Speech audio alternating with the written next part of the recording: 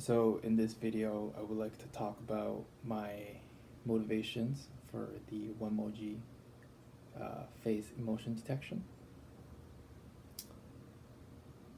So at the inception of this idea, we wanted to build something that is custom to every single user and that the machine learns the user as you go. So the more you use the app, the better the app gets. So there's a great deal of customization. We have an AI that is closer to the machine, to the human than any other humans. And we wanted the machine to perform really fast, and we want it to be relatively easy to train. In fact, very easy to train. That anyone can just pick it up and they'll be able to use the machine right away. And the more they use it, the better it gets. So took, as we progress in our machine learning journey, several things that stand out for us for machine learning. One thing that became clear after a while is that machine learning takes a long time to train. Generally, how people get around this issue is they have a pre-trained model and they use a pre-trained model to avoid training so often so that they can just do prediction right away.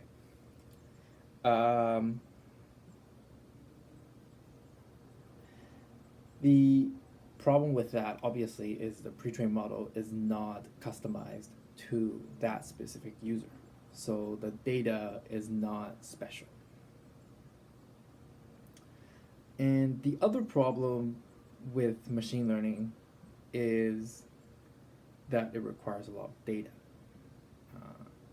We had an argument with our professor.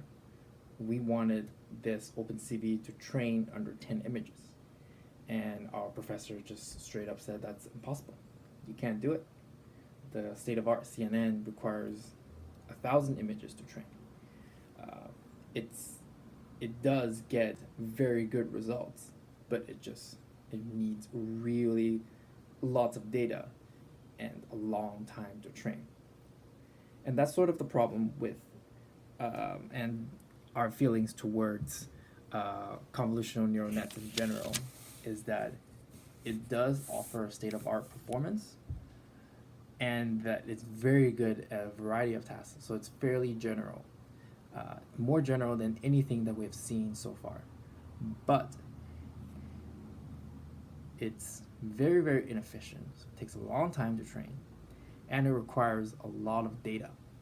And these two things we feel that is quite a big bottleneck and that we wanted to address these things. So let's talk about efficiency. So the way that modern machine learning apps get around this efficiency aspect is to have a thin client architecture. So all your mobile devices are simply just like a portal. So what happens is you would collect data from your phone, and then the phone would send the data to the server, and the server will do the learning, the training, and the prediction, and it passes the results back, and your phone displays it. There are a couple problems with that.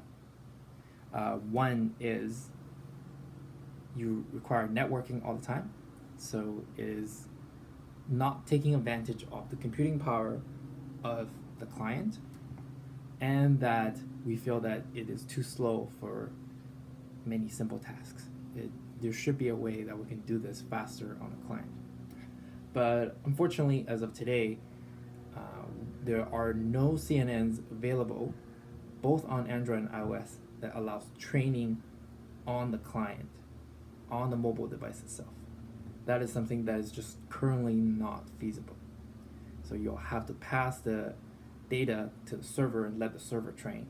and the server can return a model. A TensorFlow model is around 60 megabytes. You can download the model, and then you can use the model to do the prediction on the client. Or you can have the server handle the prediction and send the data back. So those are the two conventional approaches to using CNN. Something else is the data. Because we want the model to recognize each individual person's specific emotion, because every person expressed their emotions a little differently. We wanted the machine to learn based on this particular person's facial expression.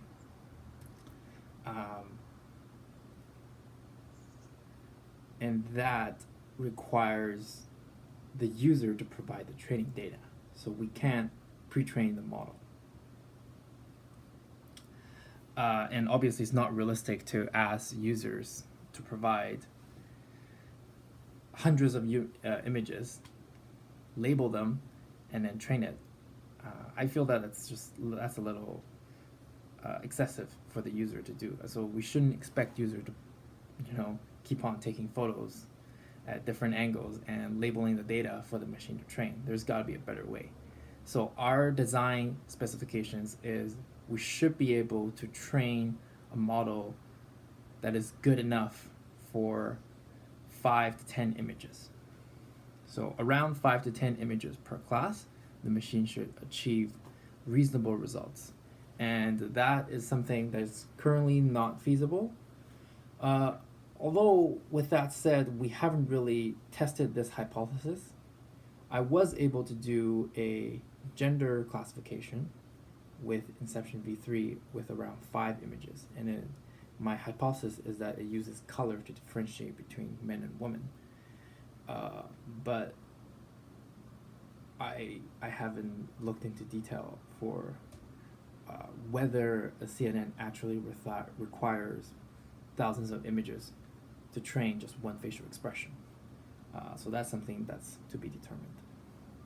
So with these specifications in mind, we have learned that a lot of the state-of-art techniques that we are exposed to they get really good results, and they're also fairly general.